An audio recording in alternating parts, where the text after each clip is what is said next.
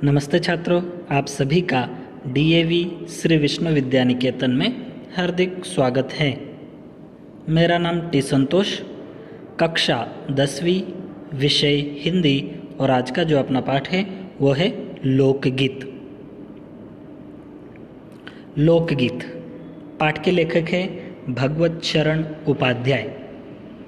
तो पहले देखते हैं उन्मुखीकरण की पंक्तियाँ और पंक्तियों पर आधारित कुछ प्रश्न भी पूछे गए हैं।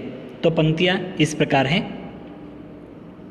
मेहंदी है रचने वाली, हाथों में गहरी लाली, कहे सखियाँ अब कलियाँ, हाथों में खिलने वाली है, तेरे मन को जीवन को नई खुशियाँ मिलने वाली है। बहुत सुंदर सी पंक्तियाँ हैं। देखिए, इन पंक्तियों पर आधारित प्रश्न, हाथों में क्या रचने वाली है? तो उत्तर, हाथों में मेहंदी रचने वाली है। इस तरह के गीतों को क्या कहा जाता है? इस तरह के गीतों को लोकगीत कहा जाता है। किन किन संदर्भों में लोकगीत गाए जाते हैं? उत्तर, त्योहार और विशेष अवसरों पर ये लोकगीत गाए जाते हैं। अब उद्देश्य, पाठ का उद्देश्य क्या है?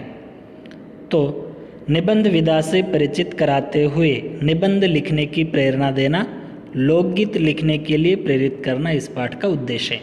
तो इस पाठ का हमें क्यों पढ़ना चाहिए या क्यों सीखना चाहिए? तो इस पाठ का हमें इसलिए सीखना चाहिए क्योंकि अगर हम ये पाठ सीख लेते हैं, इस पाठ के बारे में जान लेते हैं, तो हम निबंध किस प्रकार से लिखना है वो हम सीख जाएंगे। और यही इस पाठ का उद्देश्य है कि निबंध विधा से परिचित कराना या लिखने के लिए प्रेरित करना, लोकगीत लिखने के लिए प्रेरित करना भी इस पाठ का उद्देश्य है। आगे देखिए, विधा विशेष लोकगीत निबंध पाठ है। ये जो लोकगीत है वह एक निबंध है। निबंध का अर्थ है बांधना। सुंदर और उचित शब्दों के द्वारा भावों की प्रस्तुति ही निबंध कहलाती है। सुंदर और उचित शब्दों में जो निबंध लिखा जाता है उसके लिए सुंदर अक्षरों का प्रयोग और उचित जो शुद्ध भाषा का उपयोग उसमें होना चाहिए।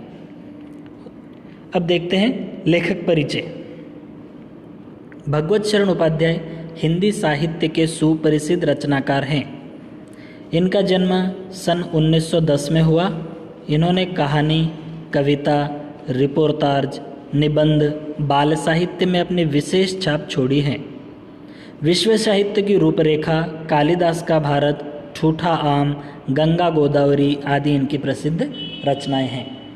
भगवत शरण उपाध्याय का जन्म सन 1910 में, और उन्होंने जो लिखी है उसमें कहानी, कविता, रिपोर्टाज, निबंध, बाल साहित्य ये उनके विशेष है। लोग इनको ज़्यादा पसंद करते हैं, ये जो उनके लेख हैं। इनकी प्रसिद्ध रचनाएं हैं साहित्य की रूपरेखा, कालिदास का भारत, ठूठा आम, गंगा गोदावरी आदि। तो आइए अब शुरुआत करते हैं पाठ को। पहले विषय प्रवेश। हमारी संस्कृति में लोकगीत और संगीत का अटूट संबंध है। मनोरंजन की दुनिया में आज भी लोकगीतों का महत्वपूर्ण स्थान है। गीत संगीत के बिना हमारा मन रसा से नीरस हो जाता है। प्रस्तुत निबंध में भारतीय लोकगीत का वर्णन बड़े ही सुंदर ढंग से किया गया है। हमारी संस्कृति में क्या है? लोकगीत और संगीत।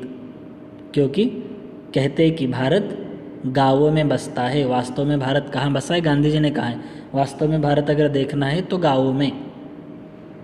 और गाँव में जो रहने वाले लोग हैं अभी तो ठीक है, लेकिन इससे पहले इतनी सारी सुविधाएं नहीं थी, तो लोकगीत ही उनके मनोरंजन का साधन था। इसलिए लोकगीत और संगीत का क्या है? अटूट संबंध है। लोकगीतों के द्वारा ही संगीत निकलता है। मनोरंजन की दुनिया में लोकगीतों का महत्वपूर्ण स्थान है। आज भी गाँव के जो लोग हैं उनके लिए एक मनोरंजन का अति उत्तम साधन है। गीत संगीत के बिना हमारा मन रसा से नीरस हो जाता है।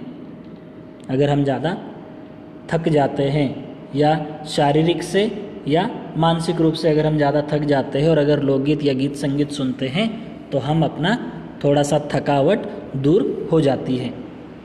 प्रस्तुत निबंध में भारतीय लोकगीत का वर्णन बड़े ही सुंदर ढंग से किया गया है और इस पाठ में भी लोकगीतों के बारे में ही बताया गया है। लोकगीत अपनी लोच, ताजगी और लोकप्रियता में शास्त्रीय संगीत से भिन्न है। लोकगीत और शास्त्रीय संगीत में बहुत सारा अंतर है। लोकगीत क्या होता है?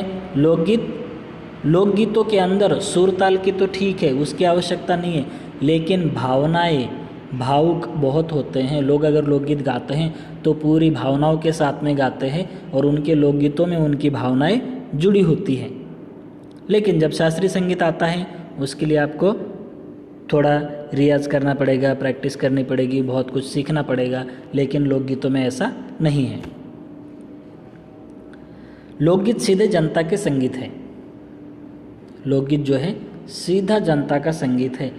जैसे हम देखते हैं कि बाकी जो दूसरे गाने बनते हैं उसके लिए कोई बनाता है, एक आदमी ही नहीं तो 2-4 आदमी बनाते हैं, कोई म्यूजिक देगा, उसके बाद में वो रिलीज़ होगा या बाद में हमें सुनने के लिए मिलेगा। लेकिन लोकगीत ऐसे नहीं है, अपने आप ही लोग काम करते करते बना लेते हैं और गाते भी है। इसलिए वो क्या है, सीधे जनता के हैं। उसके लिए कोई कंपोज करने वाले की आवश्यकता नहीं है, कोई माइक की ज़रूरत नहीं है, सीधे जनता के संगीत है। हर गांव और नगर की जनता के गीत है ये। हर गांव और नगर, वहाँ के लोग, हर गांव में कोई ना कोई ऐसे होता है जो लोकगीत गाता या लिखता है। इनके लिए साधना की ज़रूरत नहीं होती। साधना मतलब रियाज या प्रैक्टिस करना या सीखना। लोकगीतों के लिए क्या है, प्रैक्टिस या सीखने की ज़रूरत नहीं होती, मतलब साधना की ज़रूरत नहीं होती। त्योहारों और विशेष अवसरों पर ये गाए जाते हैं। त्योहारों में, जैसे गुजरात में नवरात्रों में,